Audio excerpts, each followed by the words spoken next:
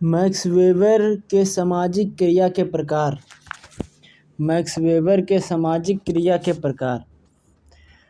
Weber ने सामाजिक क्रिया के निम्नलिखित 4 प्रकार बतलाए हैं। पहला, तार्किक क्रिया। क्रिया तार्किक दृष्टि से तभी अर्थपूर्ण होती है जब साध्य और साधन के बाहुल्य में इसका उपयोग हो और जिसमें कर्ता क्षमता के संदर्भ में साधन का चुनाव करने में स्वतंत्र हो। दूसरा, प्रभावात्मक क्रिया। प्रभावात्मक क्रिया वह है जिसमें संवेगात्मक कारक क्रिया और साधन और साध्य निर्धारित करते हैं। तीसरा, मूल्यांकनात्मक क्रिया। मूल्यों के संदर्भ में क्रिया तार्किक तब होती है जब साधन अपनी क्षमता के अनुसार तो चुने गए हों लेकिन साध्य पहले से ही निश्चित हों। चौथा, परंपरात्मक क्रिया। परंपरावादी क्रिया वह है जिसमें संवेगात्मक कारक क्रिया के साधन और साध्य दोनों रीति रिवाज द्वारा निर्धारित हों। सामाजिक क्रिया को समझने की विधियाँ। वेबर के अनुसार मानव 2 प्रकार की क्रियाएं करता है। कुछ क्रियाएं तो स्पष्ट होती हैं, उन्हें समझने की आवश्यकता नहीं होती, किंतु कुछ क्रियाएं जटिल होती हैं जिनका उनका बाह्य व्यवहार स्पष्ट नहीं होता है। जब तक हम मानवीय क्रियाओं के अर्थ एवं उद्देश्यों को न समझ लें तब तक हम सामाजिक स्थिति को नहीं समझ सकते। वेबर ने सामाजिक क्रियाओं को समझने की जो विधियाँ बताई है वे निम्न हैं। सामाजिक क्रिया को समझने की विधियाँ। बौद्धिक विधियाँ, भावात्मक विधियाँ। बौद्धिक विधियाँ में तर्काश्रित विधियाँ, गणिताश्रित विधियाँ। भावात्मक विधियाँ में प्रत्यक्ष अवलोकन, व्याख्यात्मक। बौद्धिक विधियाँ। सामाजिक क्रिया को समझने के लिए बौद्धिक विधियों में बुद्धि का प्रयोग किया जाता है। इसके भी 2 उप विभाग हैं। तर्काश्रित विधि। कुछ क्रियाओं को समझने में तर्क का सहारा लेना होता है। इसमें कार्य कारण के आधार पर सामाजिक क्रिया की व्याख्या की जाती है।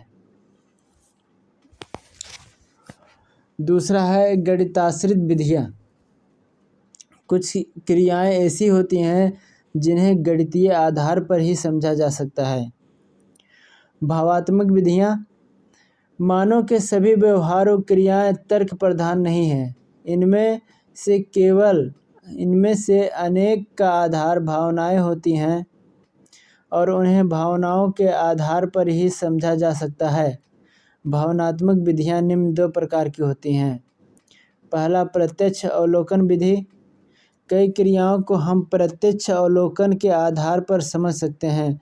जैसे किसी छात्र की रात दिन मेहनत को देखकर उसे विश्वविद्यालय में प्रथम श्रेणी पर आने की बात सोची जा सकती है।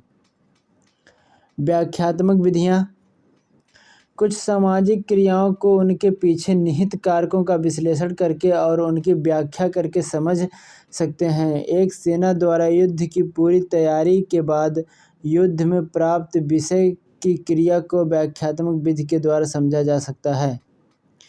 वेबर के अनुसार प्रत्येक सामाजिक क्रिया का कोई न कोई अर्थ और उद्देश्य अवश्य होता है जो दूसरे व्यक्ति के व्यवहार से प्रभावित होता है। समाजशास्त्र सामाजिक क्रियाओं का अध्ययन इस रूप में करता है कि वह क्रिया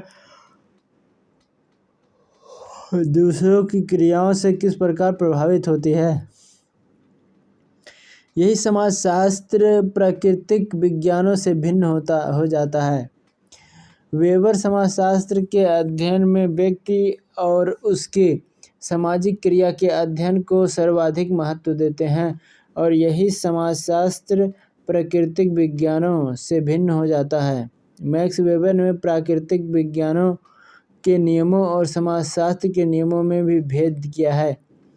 नियमों की खोज करना प्राकृतिक विज्ञान का एक लक्ष्य है, जबकि समाजशास्त्रीय नियमों का उद्देश्य सामाजिक व्यवहारों को समझना, ऐतिहासिक घटनाओं को उनके पारस्परिक संबंधों के आधार पर कार्य कारण को ध्यान में रखकर समझना है। वेबर समाजशास्त्र को एक विज्ञान के रूप में प्रतिष्ठित करना चाहते थे, इसलिए उन्होंने समाजशास्त्र में क्या है के अध्ययन करने पर बल दिया है। इन्होंने मानवीय संबंधों के ऐतिहासिक विकास, सामाजिक जीवन से संबंधित मौलिक घटनाओं की कारण सहित व्याख्या, विभिन्न सांस्कृतिक कारकों की वैज्ञानिक व्याख्या और सामान्य नियमों की खोज करने को भी समाजशास्त्र के अंतर्गत सम्मिलित किया है। इस प्रकार वेबर समाजशास्त्र में सामाजिक क्रियाओं के अर्थपूर्ण बोध, इन क्रियाओं के कारणों, परिणामों एवं उनके सामान्य नियमों को ज्ञात करने को महत्व दिया है।